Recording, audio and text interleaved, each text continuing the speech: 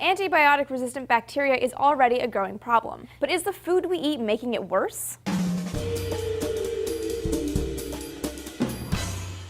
Hey everyone, Amy with you on D News today. Every vegetarian has their own reason for going meatless. For me, meat's just too chewy. For others, the drugs farmers feed livestock might be behind their rationale to go meatless. And this is actually something meat eaters should know about too. According to the Food and Drug Administration, antibiotic use by the meat industry is on the rise. The most recent FDA report said the amount of antibiotics sold to farmers and ranchers for administration to livestock has gone up by 20% between 2009 and 2013. Why is this a problem, you ask?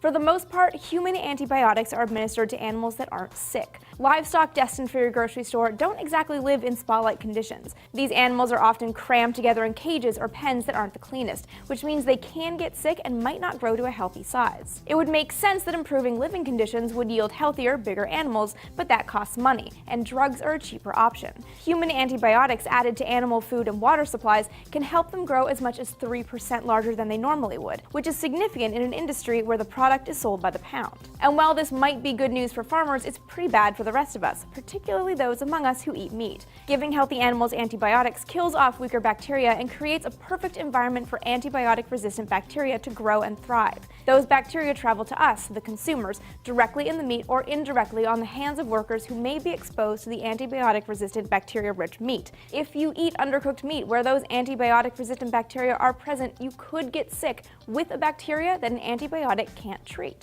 The CDC says around 2 million Americans get infected with antibiotic-resistant bacteria every year, and at least 23,000 people die from those infections. According to Pew Charitable Trust, the U.S. uses far more antibiotics in livestock than other nations. Norway and Denmark use about 6 times less antibiotics raising their animals. Feeding antibiotics to animals is illegal in Canada and a number of European Union nations. A federal policy was put in place last year that would force drug manufacturers to label their products as unfit for animal consumption unless prescribed by a veterinarian. But this policy didn't address a major loophole. Farmers can argue that they're feeding their livestock drugs to prevent illness, which is an effect of the antibiotics in the animal's food supply. The meat industry doesn't publicize figures about drug usage in livestock, so it's hard to say just how much antibiotics make it into our food supply. But according to a study published in the Proceedings of the National Academy of Sciences, more than 63,000 tons of antibiotics were used by livestock farmers in 2010.